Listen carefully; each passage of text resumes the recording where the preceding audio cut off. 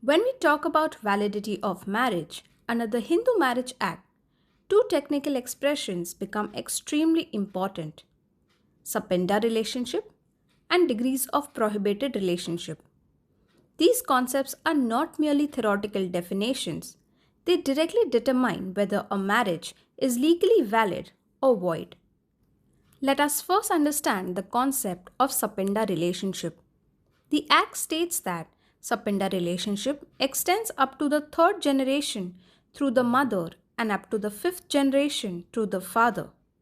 The line is traced up from the person concerned, who is counted as the first generation. To understand this clearly, let us take an example. Suppose we are calculating the relationship with reference to a person named A. A is counted as the first generation. On the mother's side, the second generation would be A's mother, and the third generation would be A's maternal grandmother. Therefore, any person who shares a common ancestor within these three generations on the maternal side will fall within the definition of Sapinda relationship. For instance, A cannot marry the child of his or her mother's sibling because they share a common maternal grandparent within the third generation. In simple terms, first cousins from the mother's side fall within Sapinda limits, unless there is a valid custom permitting such marriage. On the father's side, the restriction extends further. Again, taking A as the first generation, the second generation would be A's father. The third would be the paternal grandfather. The fourth would be the great grandfather. And the fifth would be the great great grandfather. Therefore, if two persons share a common ancestor within these five generations on the paternal side, they are sapindas of each other. A cannot marry the child of his or her father's sibling because they share a common grandfather. Even in some cases, more distant cousins may fall within the Sapinda prohibition if the common ancestor is within the fifth generation.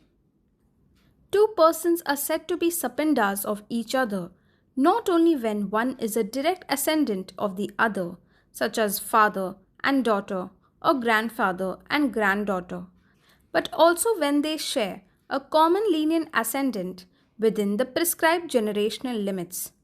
Therefore, the concept is not restricted to direct vertical relationships. It also includes collateral relatives connected through a common ancestor. It is also important to remember that for the purpose of calculating Sapinda relationship, the law includes relationships by full blood, half blood, and uterine blood. It further includes illegitimate blood relationships and even relationships created by adoption. This means that even if two individuals are related through adoption or share only one common parent, the prohibition may still apply.